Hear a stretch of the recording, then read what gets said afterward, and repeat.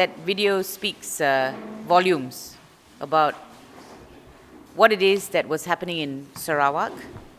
I think it also speaks volumes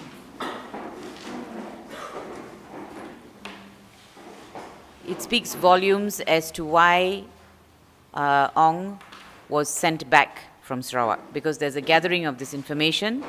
Clearly, there are people who are getting very nervous about the evidence that is being gathered.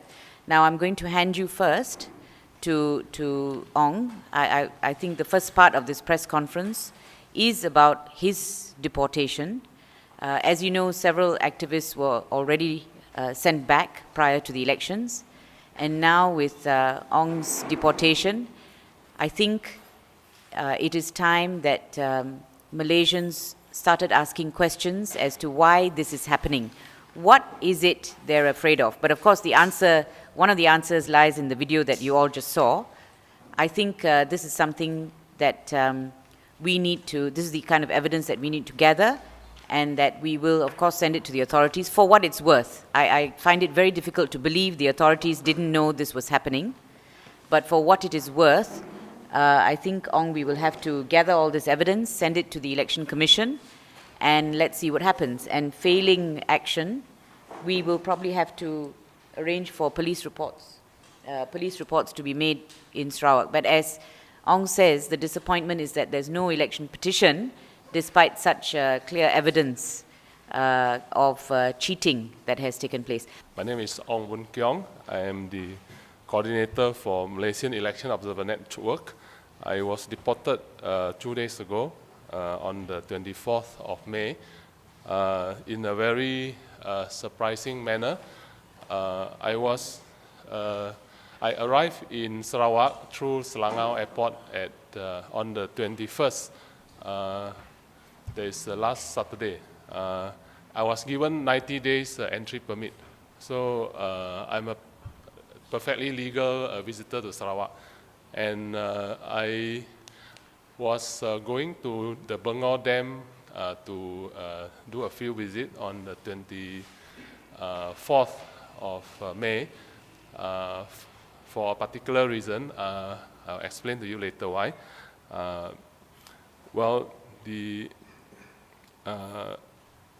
I arrived at the place with two other friends around 10:40. So we were a bit ahead of time, so we just crossed the border post and then just waited there for the guide to turn up. And when the guide turned up at 11 o'clock, and surprisingly, 5 vehicles also suddenly pull up at the security post, and then about 20 people from the immigration department appear from the car, and then they said to me that from your immigration record, you are not supposed to be in Sarawak, so you have to come with us to answer some question at the immigration department. So I showed them the 90 days entry permit, and they just snatched it, and then I never seen that again. But my two friends were left to continue with the trip. And basically, just to let you know why we go to Bengor. Basically, Bengor is one of the hot seats in the election. And there is a good reason for that, because there is a dam being built there. And the impoundment of the dam has been delayed just because of the election. Because even mainstream academics were suspecting that the voter will vote opposition because of the dam issue. So when the election result come out, surprisingly, there was no loss in support for the BN. And so as the election observer, we would like to know whether there is any foul play involved. I mean, it's fair enough for them to vote according to their wishes, so long the election is free and fair. But if it's not free and fair, then we have a cause to investigate. So what happened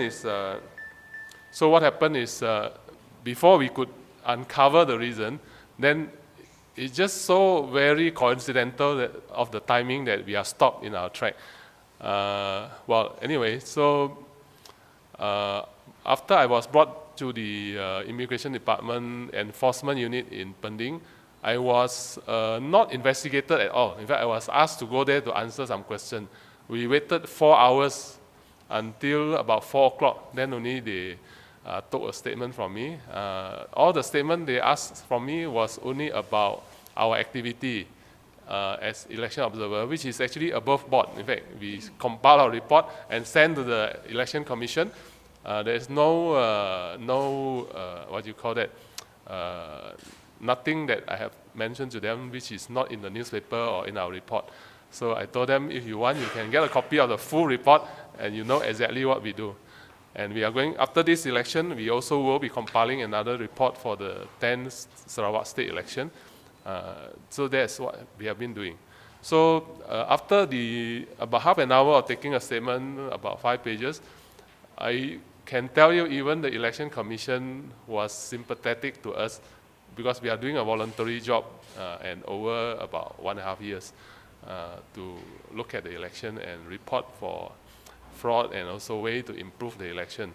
So even the Election Commission officer are not so sure what is going to, why we are subjected to that kind of treatment. They cannot tell a reason at all. And after that, after I finished the statement, then they asked me to wait for a while. And then around about 5 o'clock, then they said that, okay, another officer will see me. And then she did not say anything, just said 2 things. One is that our superior decided to deport you because they have the power. Not because they have their reason, but they have the power. And then the other thing is you should pay for your own ticket. So I told her, if I were to buy a ticket at this time, it will be more than 400-500 ringgit. So I've never paid that much for the ticket to go back to Kuala Lumpur because I always plan my trip ahead. So I told them, also if I buy a ticket, I mean, actually I was never charged for anything, but I willingly go back. So I said I won't ever buy it. So then they discussed among themselves and then finally decided to pay for the ticket.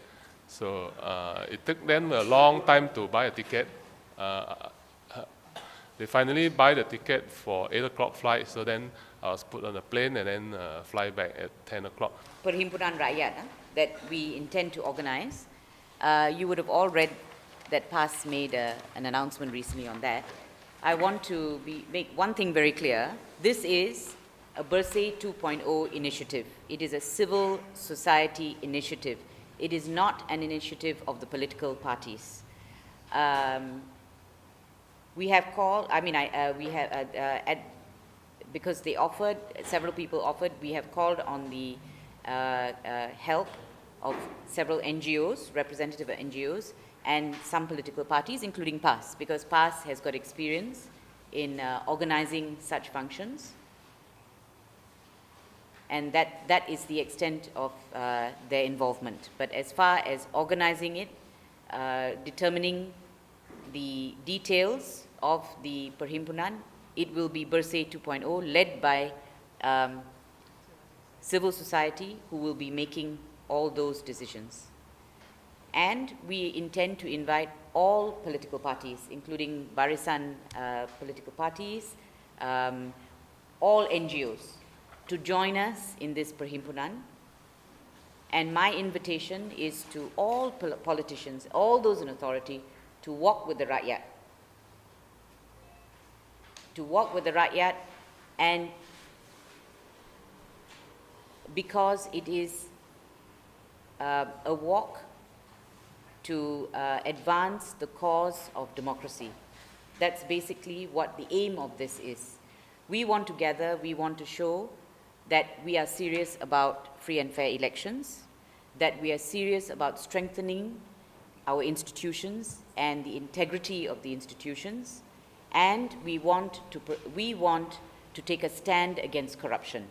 Nobody can dispute that all these three are matters that are in the interests of society. They are in the public interest. So we would invite all politicians from all political divides to join us, to join the Rakyat, to push for this very noble agenda. Kita belum menulis. We're going to write to them. So, and anyone is welcome, actually. I can make the announcement now. Anyone is welcome to join us. Anyone is welcome to help us organize it. So, the invitation is open, but we will be writing formal letters to all parties to join us. UMNO Malaysia!